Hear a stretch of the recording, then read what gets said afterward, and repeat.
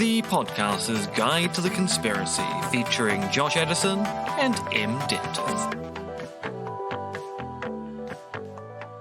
Hello, Merry Christmas, season's greetings and all of that business. It's the podcaster's guide to the conspiracy. I am Josh Edison in Auckland, New Zealand, and in Zhuhai, China, we have Associate Professor of Philosophy coming out of retirement for one last job. It's Dr. M. R.X., a dentist. Actually, I have to tell you, I did that one last job just a few minutes ago. Oh, that's good. I hope you flushed. Let's just say all my problems are floating away. Good bit of scatological humour. That's what we want to end the year on. And what a year it's been, Joshua. What a year it's been. It's had its highs, it's had its lows, it's had Mondays and Tuesdays, the occasional Wednesday, one or two Thursdays, virtually no Fridays for some reason, and a dearth of Saturdays and Sundays. But 12 good, honest months. Can't deny that. Well, I mean, 12 official honest months. There is, of course, the sneaky 13th month that we never talk about. No, it knows what it did. Well, look, so it's the end of the year, and the only thing one can do at the end of the year is an end-of-the-year episode where we look back on the previous year.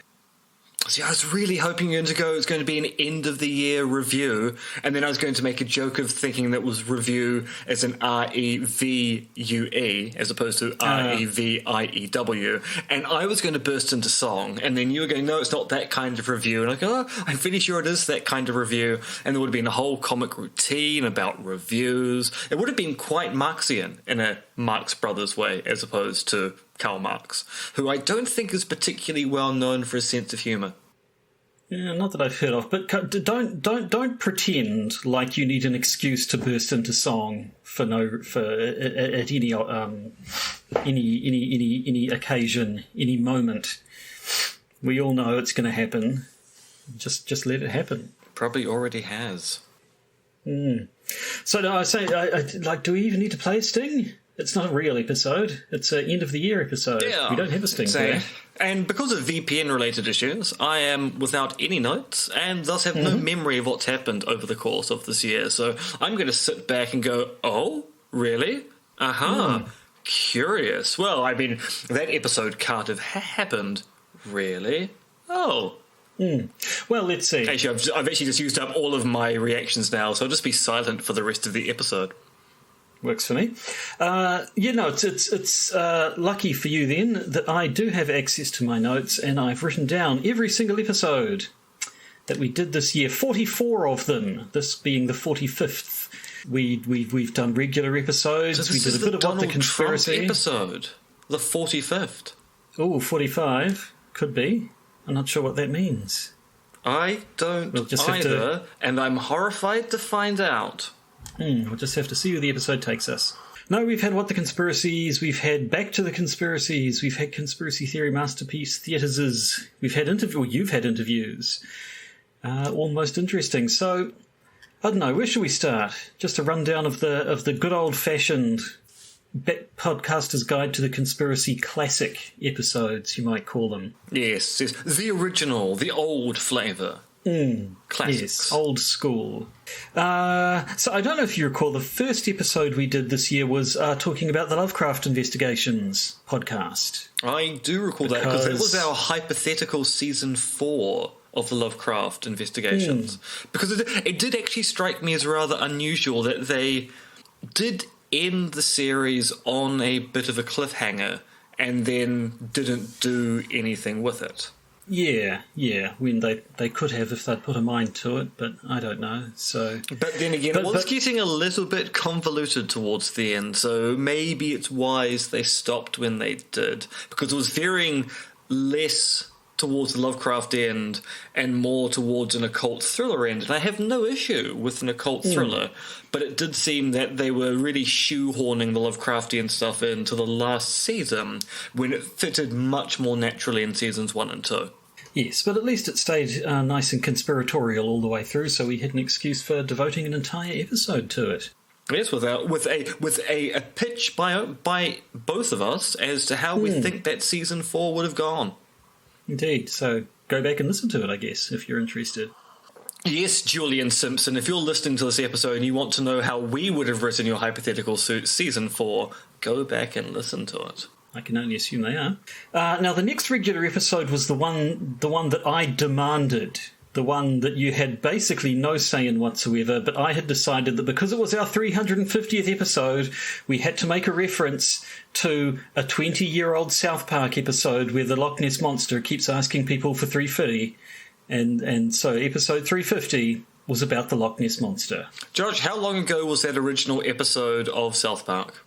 I think it was 99, so that'd be about 23 years ago. 23 years. Like a joke 23 years in the making. Was it a joke worth possibly older than some years? Of our... Yes, I regret nothing. I would do that episode all over again if I could, but I can't. Well, because Josh, the only time you can do the episode again is when we get to episode 3500. Yes, and then we'll have to do it 10 times. What else did we do? We I feel like we must have done this more than once, although I think it was only for bonus episodes. But we did spend a main episode going through the usual suspects, looking at Alex Jones's website and David Icke's website and whatever other ones there were, just to see what wackiness they were up to. And I got to say, it's usually fairly depressing, I think, when we do those. There's never really much new. It's just variations on the same crap. Yeah, and it's this curious thing where 10 years ago, when I kind of started work on...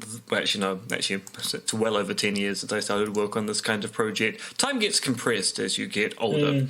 When I started this project, when you used to go to Alex Jones's website, or you went to David Icke's website, it was actually unusual and interesting, and now it just seems to be the same old thing every single time.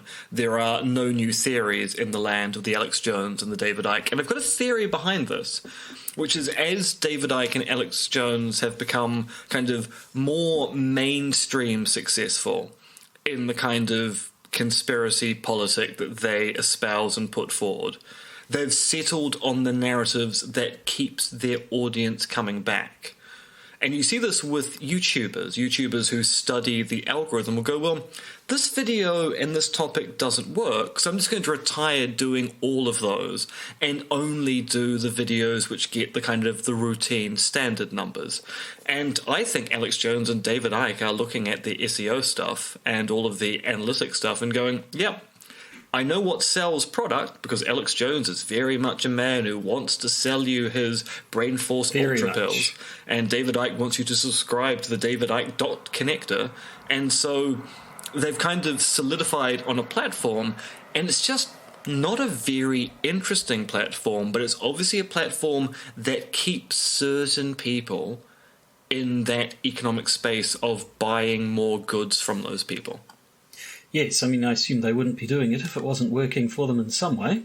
So then what do we talk about next? We had an episode on conspiracy theories originating or concerning Aotearoa, New Zealand, specifically to spit in the eye of young David Farrier, who had made some comment suggesting that there weren't many New Zealand conspiracy theories. Yes, he had made some kind of claim that we had a very boring conspiratorial politic back home. And I was going, no, that's not the case, actually. Like most Western nations with a functioning democracy, there are people who claim the democracy isn't real. Like most young colonial nations, there are people who claim that the true history of the country has been hidden from us.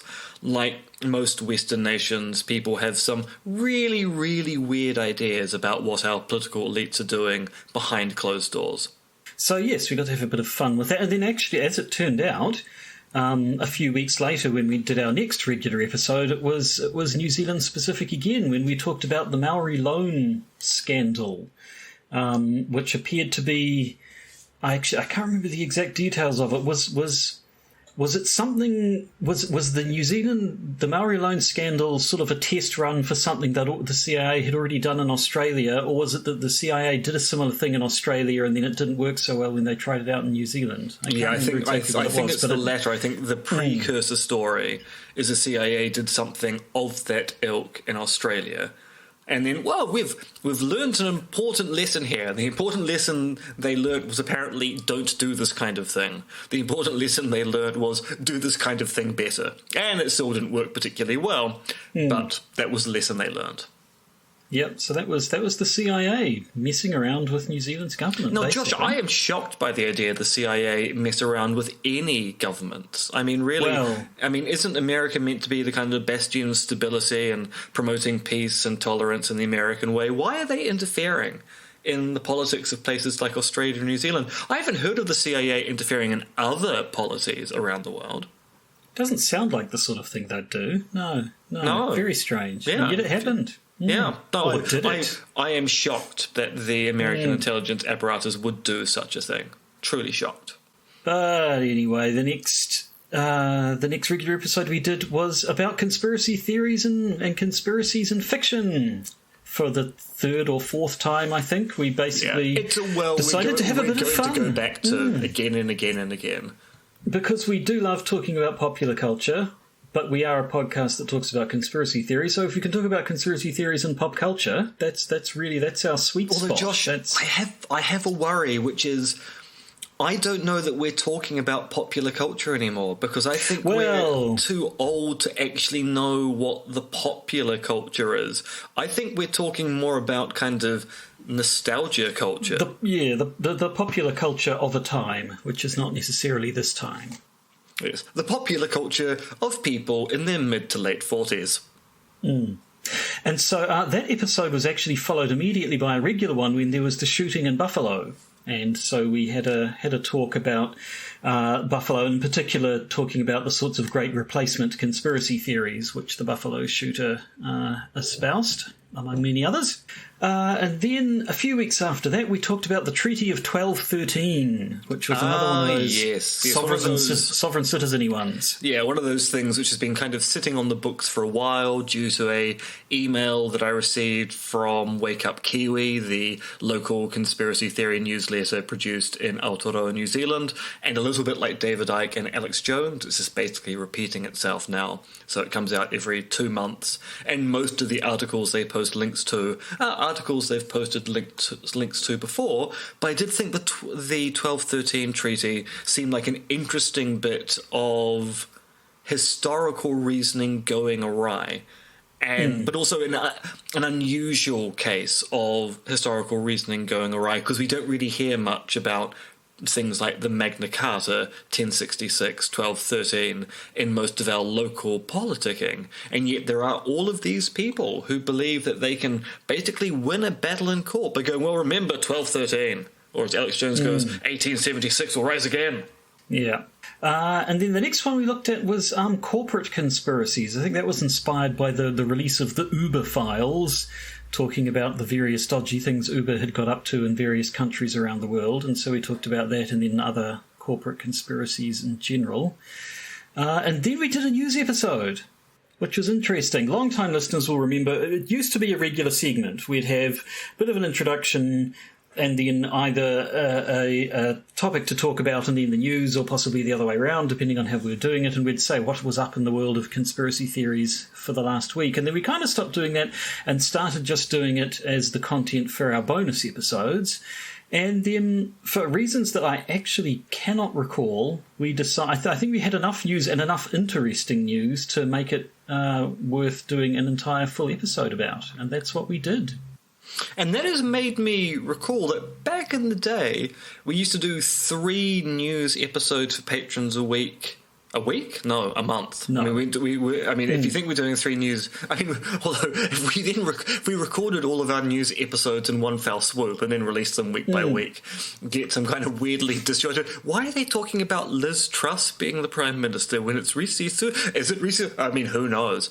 But we used to also do once a month a special topic just for patrons, and I feel we should probably bring that back. We probably should, yes. Yes, yeah. We should remember that our patrons deserve the utmost respect and that they should get very specialised content. Not just the news, which they may be aware of themselves. They're educated, erudite, enlightened, in fact, the best people on earth. They probably already know the news. People. They're only listening to hear our comment on the news. We should also be giving them unique content. So I think we might resurrect that for 2023. The year the special episodes came back. Now, the next couple of regular episodes, we had quite a run of sort of academia, because interspersed between the Conspiracy Theory Masterpiece Theatre episodes, we had a couple of other episodes looking at academic papers. We looked at the 2 papers about Action Zealandia that were released earlier this year. 2 very similar case study in online extremism. About Action Zealandia. They were very similar, yes. The people had made good use of their research material. And then, of course, after that, I think immediately after that, we looked at friend of the podcast, the dearly departed Dean Ballinger's final paper on conspirituality. So neither of those were officially Conspiracy Theory Masterpiece Theatre episodes, but they were another interesting look at academia. Yes, and it was sad to hear about the passing of Dean. It's one of those things where I always meant to invite him back to the podcast, and we never did, and now we can't. Yes, no, most sad. And that was... We only had 2 more regular episodes in the year after that. We looked into the death of David Kelly. I believe that one was a listener request, patron request. Yep.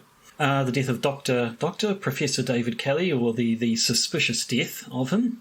Yes, the man in part responsible for the dodgy dossier. No, sorry, actually that's entirely the wrong way to phrase it. A man associated with the production of the dodgy dossier, but also someone who was briefing the UK government at the time about the UN weapons inspector reports, and also leaking information to the media. Yes, got outed as a source, committed suicide not long after. Allegedly. Allegedly, and indeed that has been very suspicious to some. But anyway, the last final episode we did that was just a regular episode that wasn't on any particular theme was the listicle episode, when we just had a couple of listicles that we had saved up and on conspiracy theory related issues and went through them, because that was something we used to do a lot of. We used to do a lot of listicles in the past, and as a form of internet site/page, the listicle really does seem to have had its day. Although I guess in some respects it's moved onto YouTube. I think listicles are much more popular as videos now. Yeah, that's true. But it was good old... I mean, I don't think any of the episodes we talked about were based on Cracked.com, but Cracked.com was the one that really popularised the rise of the listicle some time ago, and now that's largely a zombie site after everything that's happened in the world of online content production. Facebook screwing everyone over and pivoting to video and then realising that was a dumb idea and everything. So there's very little sort of long-form writing that isn't sort of news or opinions or what have you, which is perhaps a bit of a shame. But anyway, that's not what we're here to talk about. We're here to talk about what we've already talked about. And that was all the main episodes we did. The next category I'd listed out was our What the Conspiracy episodes, a series that we retired this year.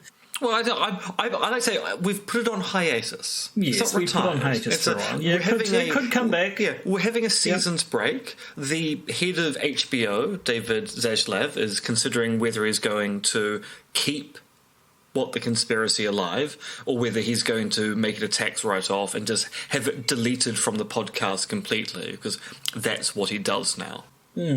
So, yeah, I mean, I have to say, I usually found them the most fun episodes, but eventually I was finding it harder and harder to come up with interesting topics that you might not have heard of. But nevertheless, we did. So your topics, you told me about wild animus. Oh, yes, and didn't we have a chuckle over some of those book blurbs? That elusive papaya. It's with me stayed with me. Josh, I promise you, when you die, I'm just going to put elusive papaya on your gravestone, and if your partner does not allow me to have it inscribed, I will just spray it on your tombstone with spray paint or some other fluid. I think you should. You also told me about the Vector explosion. No. The Vector explosion was also a listener request. So Kurt wanted to know something about the Vector explosion. And I thought, actually, I don't know much about it. I don't think Josh is going to know anything about it. Let's make it a two birds with one stone. Yeah. Yes, then you got into the calculus wars and who wrote what to who about what subject and whether or not Isaac Newton knew, I can't even remember, but it was all very mathematical. And then, of course, your last one was about Dennis Wheatley and Hitler and Norway and the invading thereof, or not, as it turned out, over and over and over again. Oh yes, that was a common well for Wheatley and his pals to draw upon, was to just intimate the Allies are about to invade Norway, and Hitler bought it every single time. Every time. Whereas I told you about the cholera riots, and an interesting echo of modern anti-pandemic phenomena. I told you about various people who may have been or in fact were Soviet spies, among them Joseph Stalin, which I thought was quite a nice, quite a good reach there if you're looking for someone who might have actually been secretly a Soviet agent. And I told you about the wacky things the CIA got up to in the latter half of the last century with their sex doll pop-up decoys and their fake vampire attacks and sex tapes of Indonesian presidents, prime ministers, whatever he was. So that was all well and good. And then, of course, we had our little What the Conspiracy wrap-up episode to tie that one up, where we brought out the various things that we had both looked at and thought, it's an interesting topic, but is there a whole episode in it? And I think we proved that there wasn't, but we still managed to build a single episode out of all the little bits of them. Yes, the trails we investigated that basically went nowhere but sounded good enough to at least mention.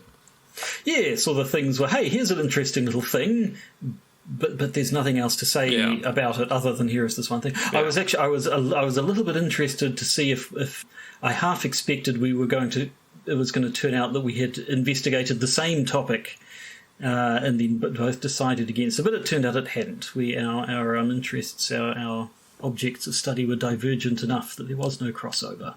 So that was What the Conspiracy for you. I suppose then we could talk about what replaced What the Conspiracy, which was our Back to the Conspiracy episodes, where we've decided that we've been doing this for so damn long that there are topics we talked about such a long time ago that it's actually probably worth revisiting them and bringing them up to date. So the very first one we did that was about looking back at medical conspiracies and the conspiracies we looked at in the past, and obviously the wealth of medical conspiracy theories that exist in the COVID age. Then we looked back at Naomi Wolf, what that crazy gal's up to these days, what wacky hijinks. And one of the few episodes we got a piece of negative social media feedback where one commentator online felt we'd gone a little bit too hard on Naomi Wolf, to which I respond, I don't think we did. No, I don't really think so. Definitely a significant figure, but in more recent times, I don't know. Then our next Back to the Conspiracy episode was about dead celebrities. Again, I mean, that's basically popular culture, really. But again, also pop culture of about 30 years ago, when you looked at the various conspiracy theories that we had talked about in the past when it came to dead celebrities, and then any conspiracies about the celebrities who had died in the intervening period, because they keep doing that, those pesky celebrities. I remember the very first time we talked about this, I think someone had posted somewhere online pointing out that there was an explosion in what counted as a celebrity around the 1960s, where previously it was basically movie stars. Suddenly it was movie stars and TV stars and music stars and potentially even sort of, writers and TV personalities and what have you. So not only were there... The reason why it suddenly felt like there were a lot more celebrities dying was simply because there were a lot more celebrities starting about 50 years ago. And, it's a nice example they just keep getting old. Of how if you define a thing, you suddenly get a problem due to that definition. Celebrities were much rarer in the past, so their deaths were more scattered and less clustered. And now we have a lot of celebrities, and the future's going to have even more celebrities. Because when we were children, Josh, we didn't have TikTokers or YouTube influencers. We had movie stars, we had radio stars, we had TV stars, and we had rock stars. And those categories have expanded significantly. And now there is these additional categories of celebrities, and they are all going to die eventually. I don't know. I wonder a little bit that things are becoming a bit more siloed. There's so much popular culture out there now and so many more people that you can be super famous and yet also be unheard of by, 70% of the world's population.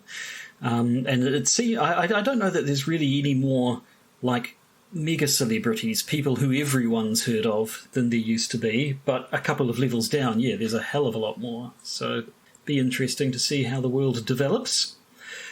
Speaking of how things developed, our final Back to the Conspiracy episode was about a plucky young hashtag that made it big in the big wide world. That was Gamergate, which yes. I confess I had actually not thought about in quite a long time until I went back to look at old episodes we'd talked about and then sort of realised, I haven't been thinking about Gamergate in a long time, but it's hard not to think about all the stuff that essentially flowed from it, or at the very least was inspired by it and copied its template. And that now reminds me of something I should have brought up during the episode, and unfortunately I can't remember the name of the game, but there's a game on Steam which has a kind of Grecian urn art style, so it's about kind of gladiatorial combat. And it turns out that the author of the game, at some point in update notes, started making very Gamergate-like comments in the patch notes, to the point where he's no longer apparently in charge of the Steam page or any of the official forums, because the moderators for those forums have kicked him out from the space that he created because his exclusionary rhetoric is just very bad for the gaming community. And frankly bad for business, I think, a lot of the time. So even if you don't actually don't care enough about actual people, it still affects the bottom line.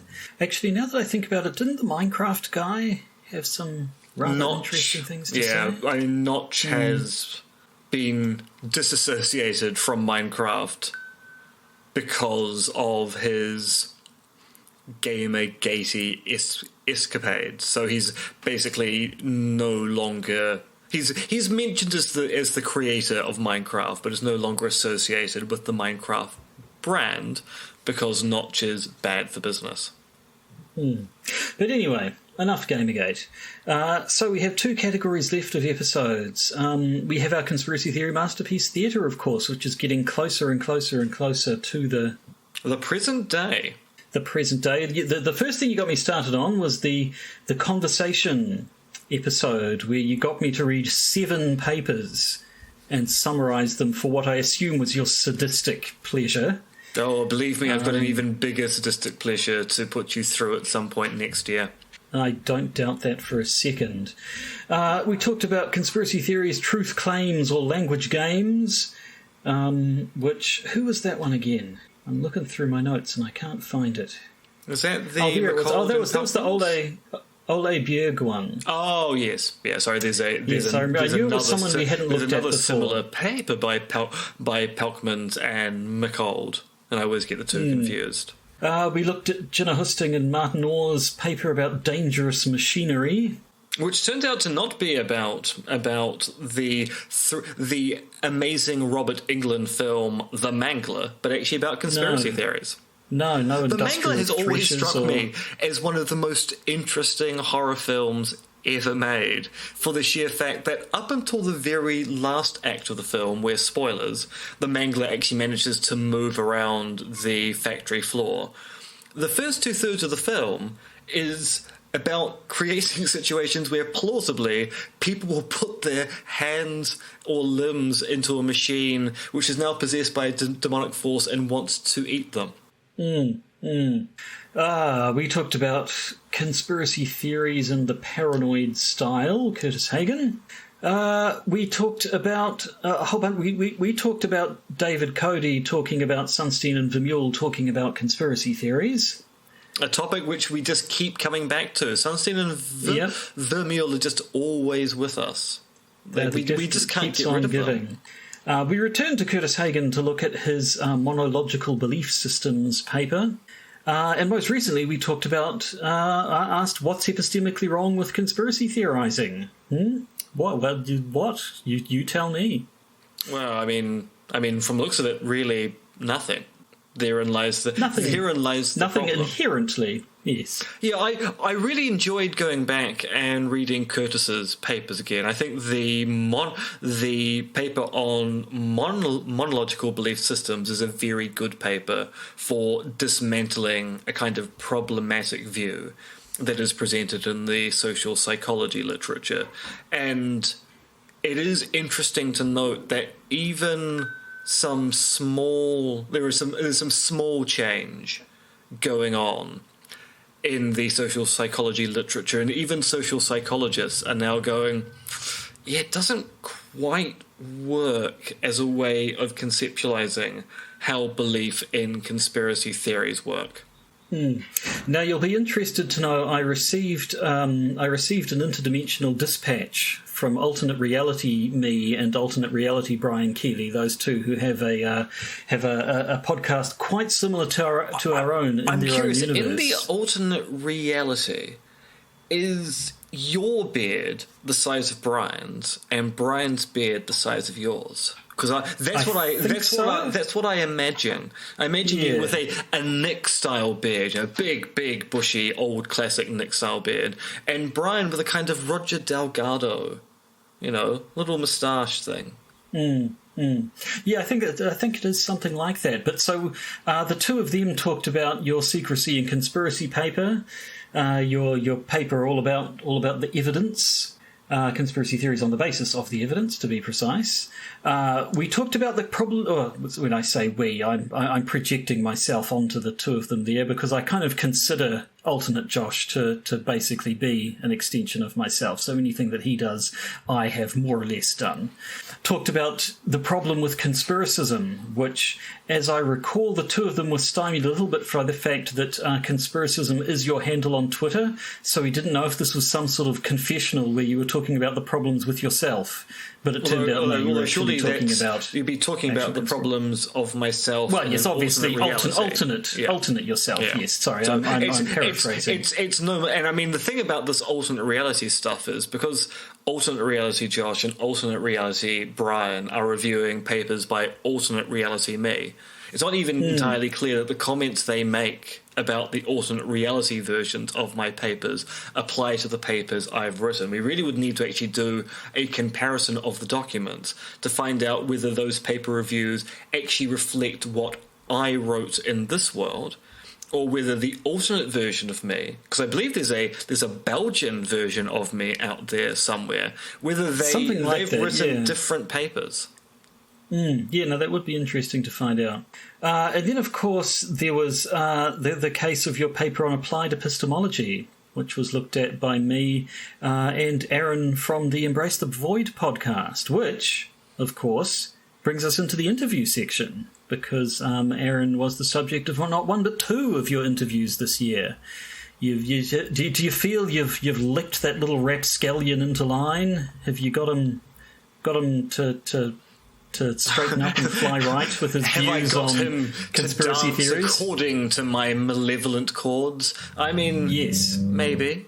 When we first started corresponding, he was steel-bossing my views in discussions with other people, which is kind of, the steel manning we talk about in philosophy, where you forcefully present someone else's view that you don't necessarily agree with yourself, but you want to give the best account of someone's view to see how people are going to treat it seriously and react to it.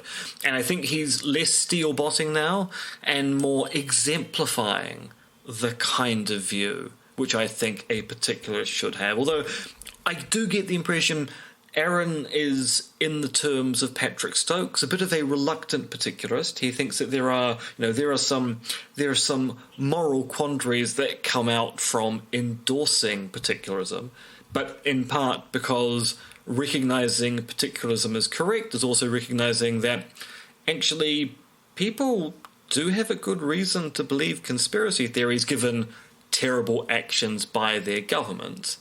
And that then has a flow-on effect that if people believe the sensible or warranted conspiracy theories, some of those people are also going to believe the wacky and unwarranted ones. And so you'll get people who go, well, he might have a point. He might have a point because, we know that the American government has done X, Y, and Z, so why couldn't they be also engaging in this thing? So there's a worry about what happens to the endorsement of unwarranted conspiracy theories at the same time. And now the good news about that is I'm working on a paper with Marty and Jenna, which I think actually addresses this particular concern. But we're still waiting for a final bit of statistical analysis before that's ready to be punted out into the world and celebrated as a glorious child. But it wasn't all Aaron. And of course, we can't pass over the fact that you then appeared on his... In fact, you appeared on his podcast first, I think. I did, yes. And then, yes. And which then has probably made the the conversation we had ever so slightly confusing because we were... in part continuing things that started on one podcast and travelled to another because we did a crossover event. It was very exciting. That wasn't all. You interviewed Curtis. You interviewed Joe Yasinski. And that was the point in time we discovered that we'd been mispronouncing Curtis's last name for quite some time. Yes. Apologies again, Curtis. Although, frankly, I still think that he and his entire family line should just change the pronunciation of his name to how we used to say it. It would be the polite thing to do. The considerate. It would be the polite thing to do. Otherwise, it's just really embarrassing for us. And then, of course, you interviewed in short order Julia, Matt, and David, all of whom, am I correct in thinking, are sort of part of the newer generation of they are conspiracy theory theorists? They yes. Are. So a nice look into the future of where things are going. Although, no. So David, I wouldn't say David's part of the new generation. David's part of my generation because he did his PhD around about the same time that I did. So that's right. Julia and Matt are members of the newer generation. And they're also featuring in the special issue of Social Epistemology, which will be out sometime mid-January, late January. So, and I'm also hoping to have an interview with Melina Sapos at some point next year, where we'll be talking about some of her recent work, because I really do want to draw the spotlight on the fact that it's not just the old guard doing work here. There's some really exciting and very novel work being done on conspiracy theory in philosophy. There's going to be an explosion of new literature in the next few years, and it's quite gratifying to see that the discipline will live on even as the older members of it slowly fade out. Well, continuing on the theme of looking to the future, that's the end of this episode, but we'll be back next year, probably relatively quickly. I myself am going to be overseas for the second 2 weeks of January, so we might try to squeeze in an episode or two at the start of January and then go on a little break, or maybe not. I don't know. Maybe you'll have some interesting solo projects you want to pursue. Yes, my concept album. Exactly. So who knows? Look forward to that. But for now, I think that's more than enough. We're recording this on the 23rd of December. I will be editing it probably on Christmas Eve, which means if you're keen, you might be listening to this before Christmas, but chances are it will probably be in your feed afterwards. So I hope you had a good one, or are about to have a good one. Or have had a good one. Or... have had a good one at some point in your life if you're listening to this, say, after a kind of nuclear apocalypse. Or indeed, if it turns out this is the only surviving document of the entire human civilization that you, as xenoarchaeologist, have found, then I'm quite curious to know whether you actually even understand what we're saying here, because you're a different species from a different planet with presumably no common language roots whatsoever. And B, probably not the best example of our civilization to this point. Probably not. But on the off chance that you're just a regular human being listening to an episode of this podcast, none of our listeners are do, regular human beings. Well, it could happen. Statistically, it's possible. And if you are, I think all that there really remains to say is have a good Christmas holiday time period fun, and goodbye. As John McClane and his mum Shirley are likely to say, lassitude, mother, lassitude. That really didn't work. That did not work at all. Not really. No. Not really. But I could see where you're going with There's it. always next year. There's always next year. The Podcaster's Guide to the Conspiracy stars Josh Addison and myself, Associate Professor MRX Dentist. Our show's producers are Tom and Philip, plus another mysterious anonymous donor. You can contact Josh and myself at podcastconspiracy@gmail.com, and please do consider joining our Patreon.